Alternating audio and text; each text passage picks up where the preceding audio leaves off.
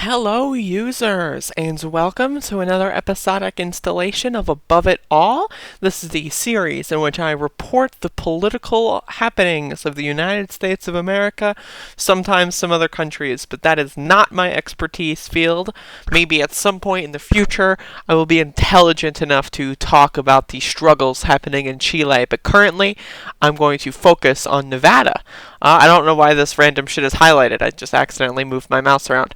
Anyway, so we have a new poll in Nevada. Nevada being the next state to vote. They have a caucus on Saturday, which is, I believe, the 22nd? Yes, the 22nd. The doors open, if I understand correctly, at 10 a.m. Local time on their end, so that would be 1 p.m. For me and fellow East Coasters. And I believe the actual voting will take place at noon, so that would be 3 p.m.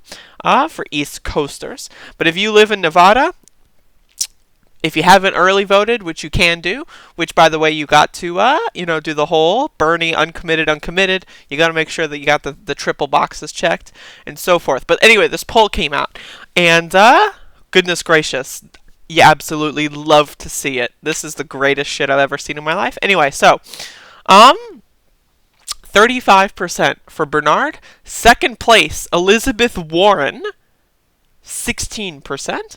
Unfucking believable. Now, Elizabeth Warren has been extremely underperforming in these contests. Joe Biden, 14%, has also been severely underperforming. Pete Buttigieg at 15%. That's a little scary. We'll see if they can flip enough coins to cheat Bernard out of 3,000 state delegate equivalents or whatever the fuck this time, but I doubt it. Now, the crosstabs here are really the thing that's super interesting. So, under 45 years old, 64% for Bernard.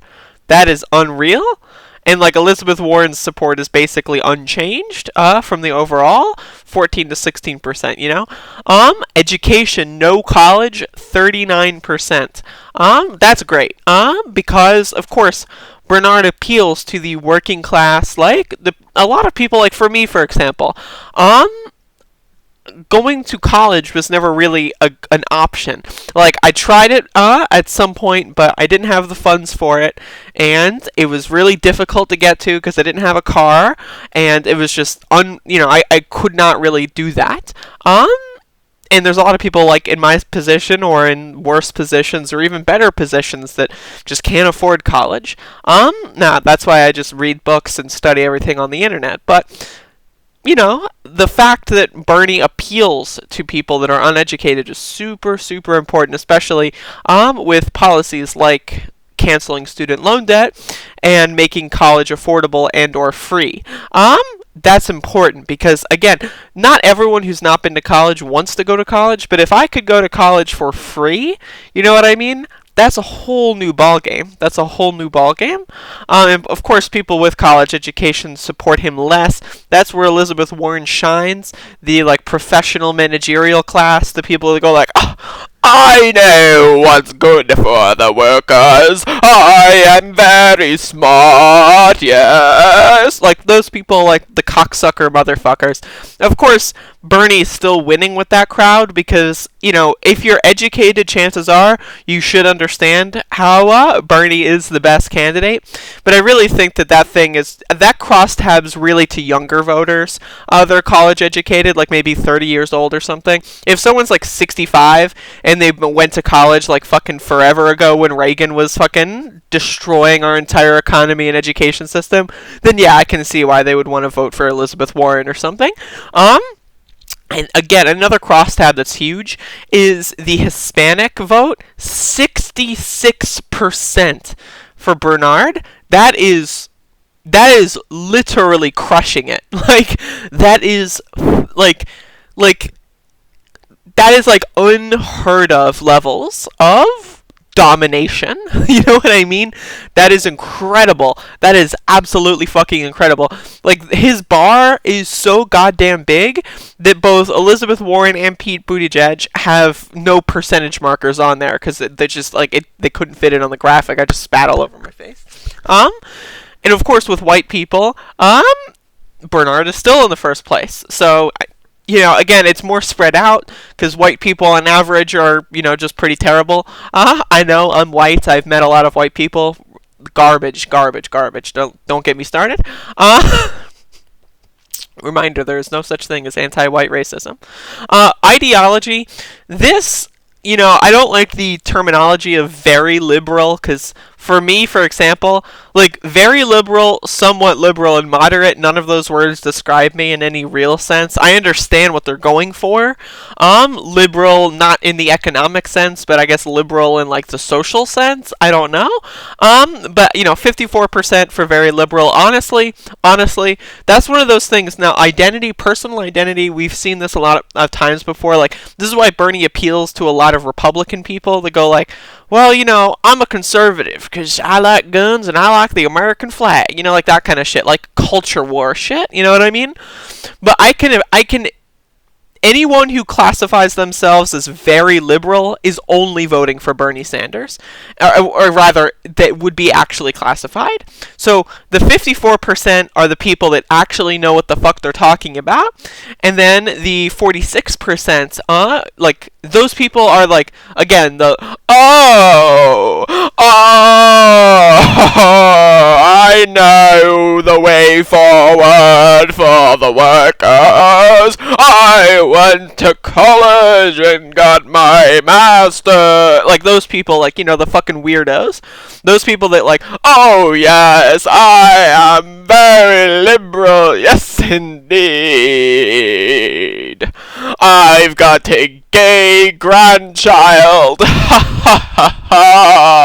like those people, you know, like the weirdos, the super cringy guys that have no idea what the fuck they're talking about. They're basically on a different planet. But it's interesting. It's interesting. So this poll, again, it's just one poll, but it's huge and has really, really impressive crosstabs. If Bernie can perform anywhere, like, if he performs 10 points down, you know what I mean? It's still, like, a great shot at winning. Like, that's the thing. I've said this before, especially because Nevada's a caucus. Bernie needs to extremely overperform. In the polling, he needs to overperform the polling. Now, do I think Bernie can get 40% or whatever? Maybe. It's totally possible that in a lot of districts, Warren, Buttigieg, and Joe Biden, or like, they won't be viable. And we do know that a lot of second choicers would go. You know, Joe Biden's second choices, for example, often go to Bernie. So like, it's very possible that Bernie can do this. Now, I didn't know that they would fuck around in Iowa. I made a prediction that something similar would happen in Iowa. But they did fuck around in Iowa a lot, and a lot of people second choice to Buttigieg. But that is Iowa, which has a completely different kind of demographical makeup than Nevada, which is like, again, the Hispanic vote for 66%. That is huge. That can literally, like, completely shake up the election in this state, whereas the non-white population in Iowa is super low, New Hampshire is super low. But this is really good news. So this is what I think. If you have any thoughts on the situation, let me know. If you are in Nevada, you have to vote. If you don't vote, this is my thing. I've literally lost friends over this, but if you don't vote, you are tacitly approving of the status quo. You can't say, oh, I hate taxes, man. Oh, the wars are bad, man, and then not vote. You know, like, it's just, it makes you look like a stupid motherfucker. So, you gotta vote. You just absolutely have to vote. It is required of you. If you do not vote, you are scum. You know, if there is some sort of extenuating circumstance or whatever, clearly that's okay. But if you're just like too lazy to vote or whatever, then you're garbage. And that's my little rant. But thank you for watching this video. If you have any questions, comments, or concerns, I'm going to do another episode of the Grab Bag soon. So if you have anything you want me to respond to in a video graphic format, let me know, and I will do so. So thank you for watching. I think I've said that 97 times, and I'm going to say it a 98th time. So thank you for watching, and get the fuck out of here. How do I... Fucking shit.